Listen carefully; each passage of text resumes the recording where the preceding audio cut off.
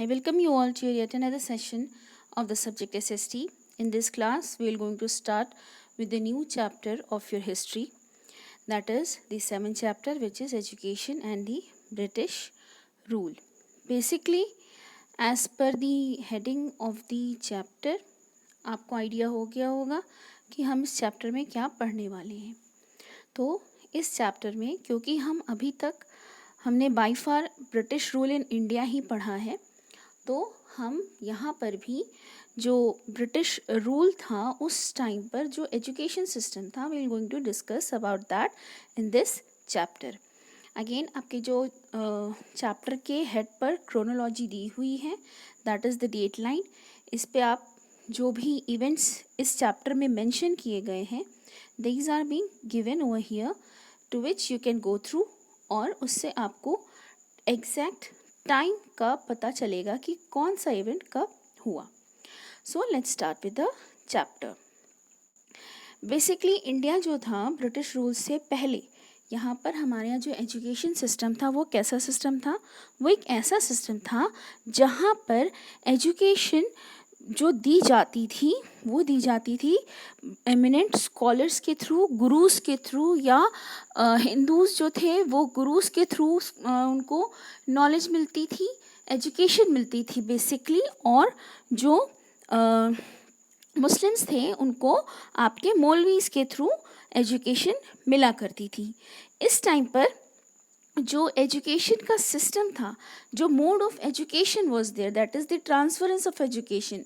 यहाँ पर British era में भी आपने, अगर आप अभी बात करो, अगर ब्रिटिशर्स इंडिया में आ गए थे बट स्टिल वो अपनी एजुकेशन अपने साथ नहीं लाए थे, तो हमने एक सर्टेन पॉइंट ऑफ टाइम तक अपनी ही एजुकेशन सिस्टम को फॉलो किया.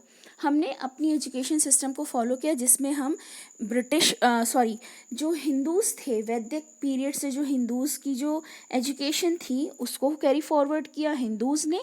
और जो मेडिवल पीरियड में डेवलपमेंट हुआ था मुस्लिम रूलर्स का, और वो अपने साथ जो मुस्लिम एजुकेशन सिस्टम लेकर आए थे वो यहाँ पर इंट्रोड्यूस था, और उसी के अंडर एजुकेशन यहाँ पर बेसिकली प्रोवाइड की जाती थी.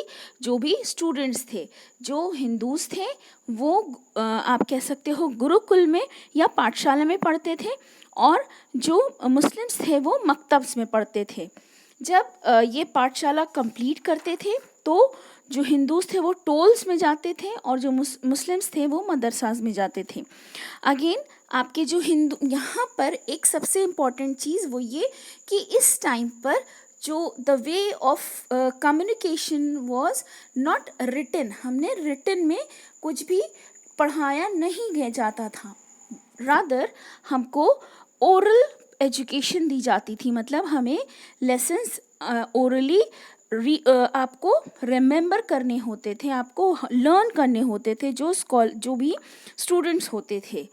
देन इसी चीज़ को पढ़ने के लिए, या यू कैन से, हमारे यहाँ ब्रिटिश एक स्कॉलर आया whose name was William Jones. William Jones जो थे वो कौन थे? He was a linguistic basically वो इंसान जिसने बहुत सारी लैंग्वेजेस आती हो, like Greek. He was well learned person with the knowledge of Greek, Latin, French, English, Arabic and Persian.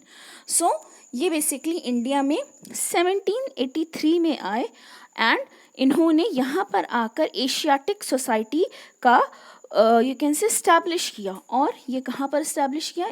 इसको किया इन्होंने इस्टेब्लिश बंगाल में.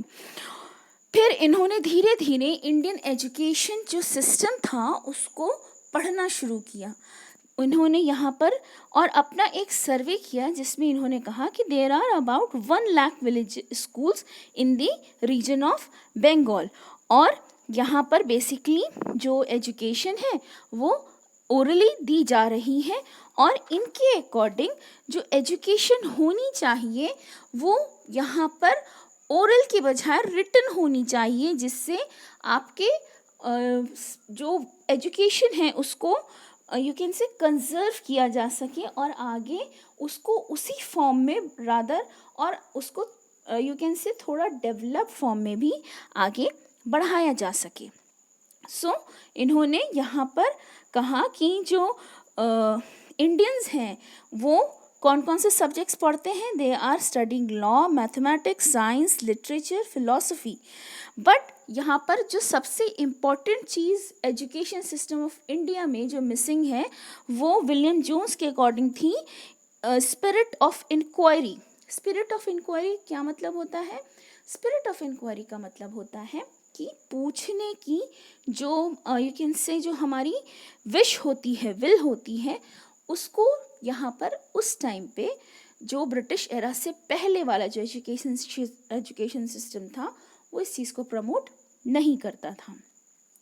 देन धीरे धीरे ब्रिटिशर्स को उन्होंने अपने जो सिस्टम ऑफ एजुकेशन था उन्होंने इंडिया में धीरे धीरे उसको इंट्रोड्यूस करना शुरू किया। अगेन आपने अभी तक जो भी कुछ पढ़ा है और उसमें देखा है that Britishers whatever good they were doing to Indians, just because उनको अपना कोई मतलब पूरा करना होता था तो वो आपके यहाँ अपनी कोई अच्छी चीज़ को इंट्रोड्यूस करते थे, चाहे वो टेलीग्राफ हो, चाहे वो आपका यू कैन से रेलवे हो, फिर चाहे वो एजुकेशन सिस्टम ही क्यों ना हो। ब्रिटिशर्स ने बेसिकली अपनी एजुकेशन सिस्टम को इंग्लिश को मोड ऑफ एजुकेशन बनाकर यहाँ पर इंट्रोड्यूस इसलिए करना चाहा। वाई? बिकॉज ताकि उनको यहीं पर से इंडिया में से ही उनके एडमिनिस्ट्रेशन के लिए जो लोग हैं वो मिल सकें और उनको ब्रिटेन से यहाँ पर लोगों को नहीं लाना पड़े। वो लोग जो इंग्लिश जानते हो और इंडियंस हो, इनके ब्रिटिशर्स के हिसाब से वो लोग अगर यहाँ पर ब्रिटिशर्स के अंडर जॉब करेंगे तो दूसरा फ़ायदा ये होगा कि they will be loyal to Britishers और इस तरह से ब्रिटिशर्स जो होंगे वो इंडिया पे अपना होल्ड ज़्यादा दिन तक रख सकेंगे। इसी एजुकेशन सिस्टम के इंट्रोडक्शन के लिए, अच्छा ये जो एजुकेशन सिस्टम था ब्रिटिशर्स का, इसको बहुत सारे इंडियंस ने सपोर्ट किया। इंडियंस ने बेसिकली इसको क्यों सपोर्ट किया, जिसमें से राजा Ram Mohan Roy was the eminent name. इन्होंने इंग्लिश एजुकेशन को सपोर्ट इसलिए किया ताकि जो इंडियंस होंगे वो जो इंटरनेशनल थॉट्स हैं उनको हम जान पाएंगे और हम अपने एजुकेशन सिस्टम को, यानी कि जो इंडियन एजुकेशन सिस्टम है उसको बेटर कर पाएंगे, उसको डेवलप कर पाएंगे। So this was his intention कि हमको इंग्लिश लैंग्वेज इसलिए सीखनी चाहिए। फिर इसके बाद जब ब्रिटिशर्स ने ये आइडिया इंट्रोड्यूस कर दिया इंडिया में, अगेन इन्होंने एक एक्ट लाया, that is the charter act of 1813। This is the very first step in the introduction of the education in India by the Britishers, that is Charter Act 1813। यहाँ पर Britishers ने जो charter act था वो जब यहाँ पर अप्लाई किया तो उन्होंने कहा कि we will going to give you 1 lakh rupee to दी for the development of the education. Again यहाँ पर जब ब्रिटिशर्स ने 1 लाख रुपी देने की बात की तो यहाँ पर जो लोग थे वो 2 हिस्सों में बट गए, 2 ग्रुप्स में बट गए। One was the orientalist. Orientalist कौन थे?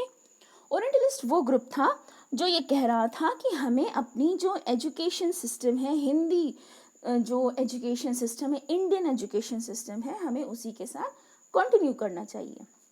लेकिन वहीं पर ही एक और ग्रुप था जिसका नाम था, जिसको कहा जाता है एंग्लिसिस्ट।